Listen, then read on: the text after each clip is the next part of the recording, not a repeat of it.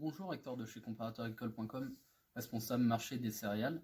Je vous invite dans cette vidéo à débriefer le rapport USDA publié ce soir avec les premières estimations pour le bilan 2020-2021. Donc cet échange sera en 3 temps. Un premier temps donc, consacré au blé, un second sur le maïs et enfin on parlera du soja et du colza. Donc, en blé, le bilan mondial ressort dans les attentes des opérateurs, avec une production mondiale de blé attendue en hausse, plus 4 millions de tonnes par rapport à l'an dernier. Cette hausse est modérée par une baisse de la production des pays de l'hémisphère nord, comme en Europe et sur la mer Noire, donc en Russie et en Ukraine. Dans l'hémisphère sud, donc en Australie et en Argentine, la production est attendue supérieure aux mauvaises récoltes des dernières années. Côté consommation, on s'attend donc à un recul de la consommation animale lié à la forte production attendue de maïs qui va favoriser le maïs pour la fabrication d'aliments du bétail.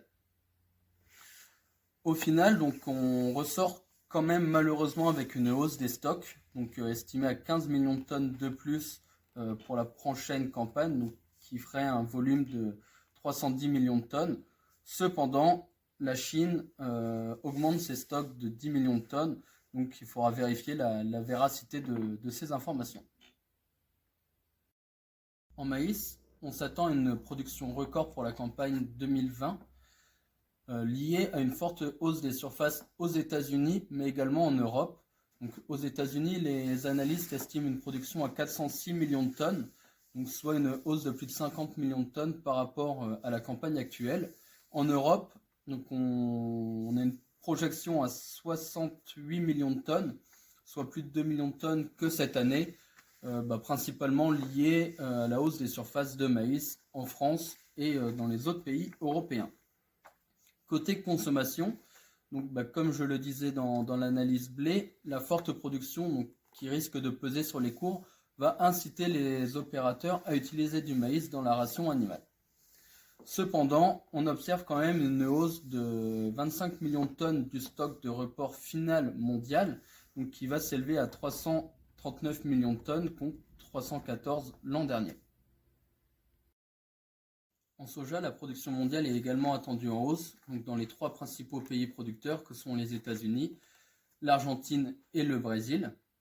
Cependant, donc on observe une hausse de la consommation animale, notamment en Chine, avec un retour progressif de l'élevage porcin, donc qui consomme principalement du soja. Donc les Chinois seraient sensibles au soja et donc plus acheteurs pour la prochaine campagne. Contrairement donc au blé et au maïs, le stock de fin pour le soja est attendu en baisse, donc à 98 millions de tonnes, contre plus de 100 millions de tonnes cette année. Pour faire un lien donc, avec le colza qui nous intéresse particulièrement, l'USDA ne publie pas de bilan de colza, mais au vu de la situation actuelle, on observe une baisse de la production quand même, encore une petite production annoncée en Europe cette année.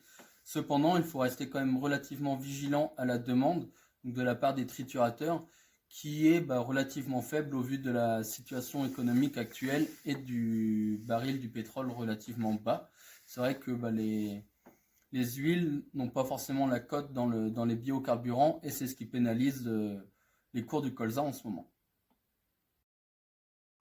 Donc en conclusion, nous pouvons donc dire que ce rapport était baissier en blé et maïs du fait d'une hausse de stock finale plus importante que celle de l'année actuelle et neutre à haussier en soja avec l'amélioration du stock de fin. Merci beaucoup de votre écoute et on reste à disposition pour toute information.